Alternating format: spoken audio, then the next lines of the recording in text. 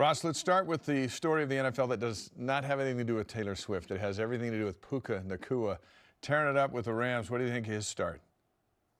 Oh man, his start, like, we can't compare it to anything because he's pretty much just blown all the records out of the water, and he's starting to set his own history. I think it's awesome if you've seen the way Puka prepares through practice. If you've seen obviously we've seen the way he plays.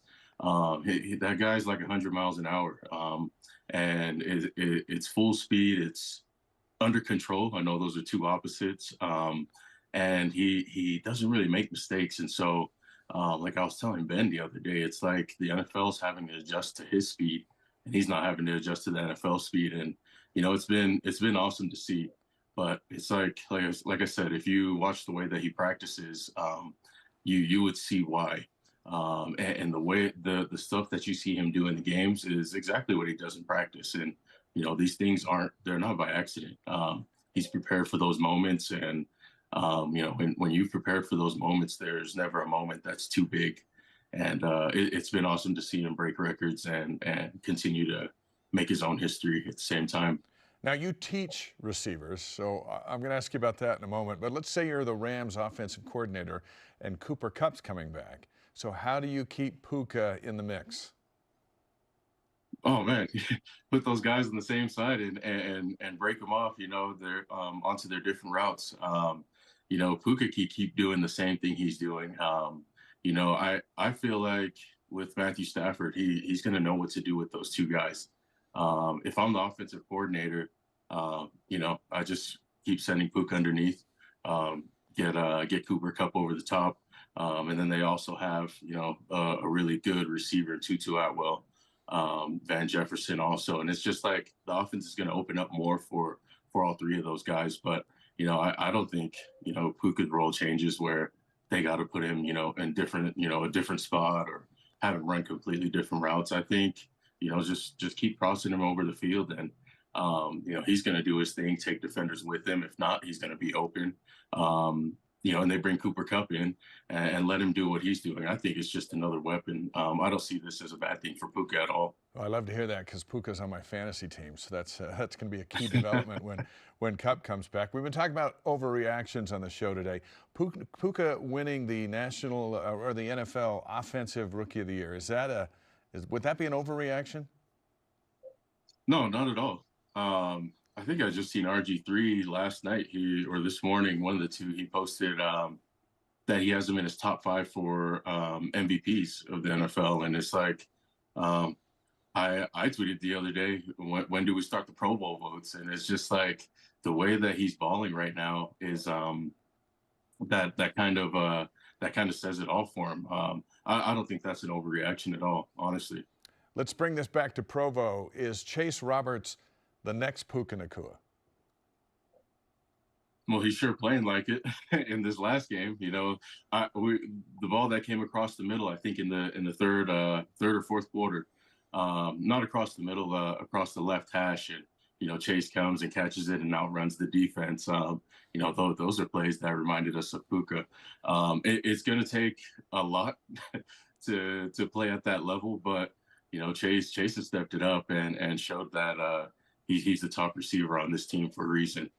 Yeah, and just a sophomore. A number of guys still waiting for Cody Epps to come back. Keanu Hill has gotten healthy. He's starting to get more. There's Darius Lassiter and Keelan Marion. What do you think about this receiver group as a whole? I think the receiver group is solid. Those guys, when they get the ball thrown to them, they make these plays happen, and it's only gotten better and better as the games have went on. And I can only imagine it's going to continue to get better, even with the schedule becoming a little bit stronger. In an offense, the chemistry, the trust is huge, and it's like this was the first time they all got to get on the field at the same time with Slovis. So they've had some games to kind of get that chemistry going, right? Get everything gelling. It's just going to continue to get better and better. And the guys, as long as they stay engaged, and just know when the ball comes to me, just got to make a play, nothing more, nothing less. Ross Oppo with us on BYU Sports Nation here in the bye week. Cougars are 4-1. The schedule's about to get a little tougher. What do you anticipate the rest of the way? I think they'll get 3 more wins. And I think that that's awesome. Finishing the season 7-5, that's awesome. If they could, squeak out an extra win and take it 8-4, that'll be even better. Because I think 4-1 at this point exceeded a lot of people's expectations. But BYU, it's funny. BYU always does it in this fashion where they're winning games that we're like, oh, I didn't know we were going to win that game, and close games are the ones that we're like, oh, we should have won that. But I think as long as teams keep looking past BYU, they're going to surprise them, and 7-5, 8-4, that seems like that'd be a good finish for those guys. As an athlete from Texas, grew up in Arlington, with TCU, Texas Tech, and Texas, the slate here in October, what are we going to know about this football team after this Texas three-step, so to speak? You're definitely going to see the grittiness of these guys. That's just tough having to go in and play 3 Texas teams. The guys in Texas, and Keanu will also tell you, they're just like born and bred to play football. For them, for us, right? Sundays, church day. For those guys, Sundays like their recovery, kind of get back into it, and then Monday, Tuesday, Wednesday, Thursday, Friday is football again. And so, as BYU makes it through the schedule, I think it's going to show a lot of toughness, a lot of grit, and they're going to show that they belong in the Big 12. There are a lot of different joys in life. Well, you were on the field when BYU blew out Texas down the street here at Lavelle Edwards Stadium. How often do you think about the magnitude of that night? Man, I still have people that send me videos of the games and look at the score. And so I have to think about it a lot because I get it sent to me. And I think those wins were just awesome.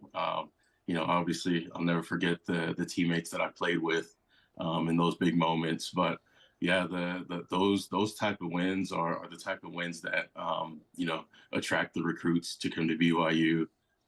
Those type of wins are the wins that show teams like this current team that they can beat these guys. They're not unbeatable. You just got to go out, play BYU ball, just play as hard as you can, and just keep fighting. Mentioned a moment ago you're teaching receivers. Tell us what you're up to and how folks can get with you and participate that way. So they could reach out to me through rossapo.com or through Instagram, or sorry, not Instagram, through Twitter. They can shoot me a DM, rossapo, WR_EZ.